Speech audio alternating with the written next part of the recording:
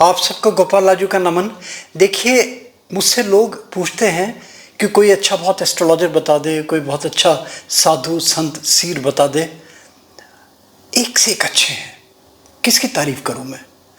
मगर हमारा ही दुर्भाग्य बोलें या हमारी कहीं नज़र में कहीं कोई कमी है कि हम पहचान नहीं पाते। क्योंकि कारण क्या है, एक से एक अच्छे मिलेंगे, एक से एक अच्छे। और फिर हमारी मानसिकता क्या होती है कि वो सबसे अच्छा, कि जिसका बहुत बड़ा बैनर हो, जिसके बाद बहुत बड़ी भीड़ हो, वो बहुत अच्छे हमें दिखाई देते हैं। तो अब हमें अच्छा कहाँ मिले, कैसे मिले, ये बड़ा मुश्किल है। देखिए, और फिर उससे बड़ी चीज़ क्या कि हमारे अंदर एक स्थायित्व नहीं है, कंसिस्टेंसी नहीं है। हमें आज एक अच्छा लगा, कल को पता चला कि उससे अच्छे और दिखाई दिए, उनके बहुत बड़ा बैनर है, वहाँ बहुत ज़्यादा भीड़ है, उनमें बहुत ज़्यादा अट्रैक्शन है, उनकी वाणी में बहुत ज़्यादा ओज है। हमने पहले वाला छोड़ दिया, उसको हमने स्वीकार कर लिया, तीसरे को स्वीकार कर लिया, चौथे को स्वीकार कर लिया। तो अनंतानंत है ये, कोई सीमा नहीं। मैंने कहा ना, एक से एक अच्छे एक।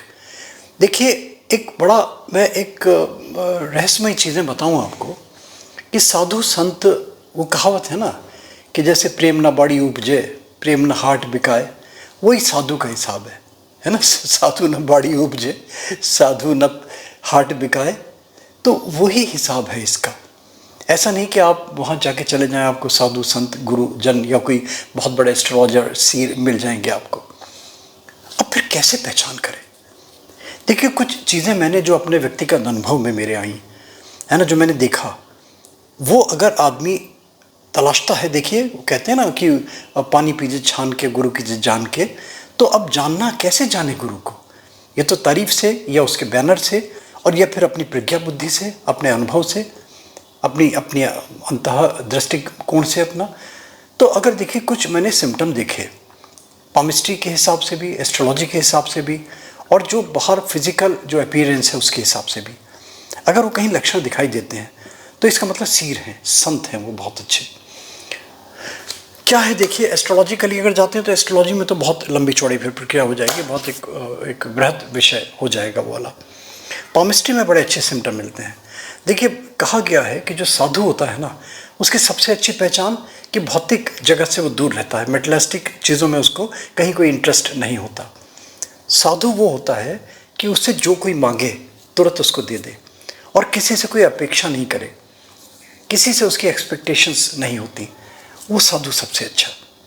और वो कैसे पता चले, अगर पाम देखने में कोई अगर एग्री कर जाते हैं तो आप देखेंगे कि जिनके ये बीच में, हमारे जो पामिस्ट्री में सब लोग जानती हैं, जहाँ भाग्य रेखा मिलती है जाके, यानी कि सबसे बड़ी उंगली के नीचे वाला स्थान, ये सैटर्न माउंट कहलाता है।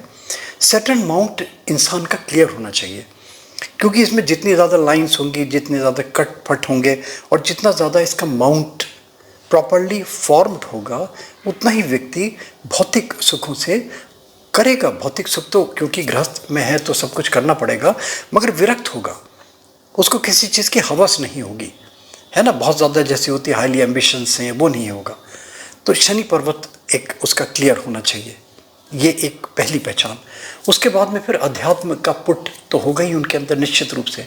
उसके लिए गुरु पर्वत, जो इंडेक्स फिंगर है, फर्स्ट फिंगर हमारी, इसके नीचे का जो माउंट है, ये क्लियर होना चाहिए। इसमें रिंग ऑफ सोलोमन होना चाहिए, यानी कि एक हल्की सी घेरी हुई रेखा इस माउंट को प्रॉपरली, एक उन्नत ये वाला पर्वत होना चाहिए। इसमें स्क्वायर फॉर्मेशन अच्छी होती है, इसमें ट्रेंगल फॉर्मेशन अच्छी होती है, इसमें त्रिशूल की आकृति अच्छी होती है, और हल्की हल्की लाइंस नीचे से चढ़ के ऊपर यहाँ चढ़ें। इसका मतलब रूहानियत, स्पिरिचुअलिटी की तरफ, अध्यात्म की तरफ उनका बड़ा अच्छा रुझान होता है। और फिर अगर हाथ देखें, सुकोमल हाथ होते हैं, पैर देखें तो ऐसे लगेंगे जैसे बच्चे के होते हैं ना, कोमल हाथ पैर। तो हाथ पैरों से लक्षण पता चलते हैं कि ये एक ज्ञानी व्यक्ति है, ये व्यक्ति सात्विक प्रवृत्ति का है। फिर इसके अलावा और बहुत सारी चीज़ें जो अपरेंटली दिखाई देती हैं। देखिए, वो सबसे बड़ी चीज़ कि कभी भी जगत चर्चा नहीं करेगा, मौन में विश्वास करेगा, और अपने बारे में तो कभी बताएगा ही नहीं। जैसे होता है ना, अपने मुंह मियाँ मिट्ठू बनना, तो अपनी कभी प्रशंसा नहीं करेगा। मर्म हृदय होगा, जैसे बच्चों का होता है ना हृदय, इस टाइप का होगा। तो ये वैसे लक्षण है, आदमी देख के पहचान सकता है कि ये साधु हैं, संत हैं।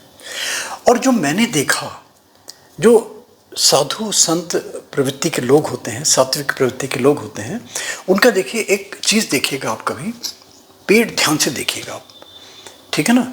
वो बैठेंगे, पेट जरूर निकला होगा, वो एक अलग विषय हो गया, मगर एक पेट जो होता है ना, आप देखेंगे कि उनकी सांस लंग्स से नहीं आती, उनकी सांस जो आती है पेट से आती है। पेट में भी एक जापानी एक पॉइंट होता है, बताते हैं जापान में, तान जो नाभि होती है, इसके नीचे 4 अंगुल तानदेन पॉइंट होता है, ये एनर्जी का स्रोत है, ये वाला पॉइंट। वो वहाँ से सांस लेते हैं, उसमें चोट करते हैं, और चोट करने का तरीका ये दिखाई देगा कि जो उनका पेट है ना, एक रिदम में ऊपर नीचे होगा, यानी कि सांस अंदर गई तो पेट फूला, सांस छोड़ी तो पेट जैसे रिलीज होता है ना, अप एंड डाउन, यानी कि एक रिदम में, एक हारमोनी में। तो पेट उनका, अब ध्यान से देखेंगे, पेट उनका ऊपर नीचे होता रहता है श्वास निश्वास के साथ। इसका मतलब वो बिल्कुल अंदर ही अंदर वो रमण कर रहे हैं, अंदर ही अंदर वो भ्रमण कर रहे हैं, अंदर ही अंदर वो नाद कर रहे हैं, हर वक्त वो रमे रहते हैं, हर वक्त वो मनन गुणन रटन करते रहते हैं अपने नाम की, अपने इष्ट देव की, अपने ध्यान में साधना में मगन रहते हैं।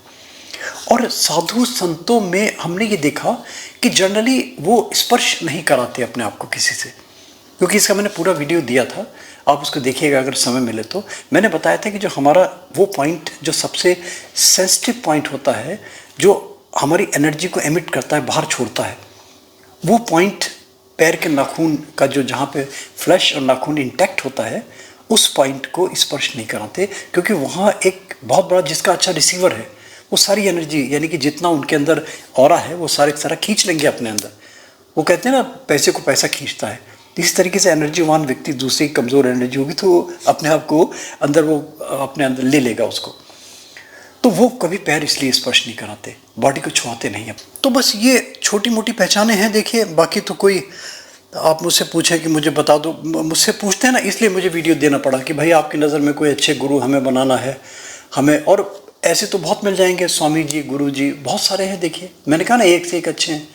ये आपका अपना दृष्टिकोण, गुरु बनाएं तो देखें। और हाँ, एक चीज़ बता दूं, ऐसे मैंने बहुत सारे लोगों को सुना कि गुरु बनाए उन्होंने 2, 4, 5 साल, 10 साल, जैसे फैशन होता है ना, चेंज कर दिए, तीसरे चौथे। हमारे गुरु तो मर गए, जब से वो मर गए तब से हमें कुछ, हमें सब खत्म हो गया हमारा। जिसका गुरु मर गया, जिसकी भावना ऐसी है, गुरु मरता है कभी क्या? गुरु तो दिव्य वेश में, दिव्य रूप में, वो हमेशा साथ हैं आपके, हमेशा गाइड करेंगे। तो एक ही हो, एक ही, अनंत अनंत नहीं हो, उसको पकड़ना है।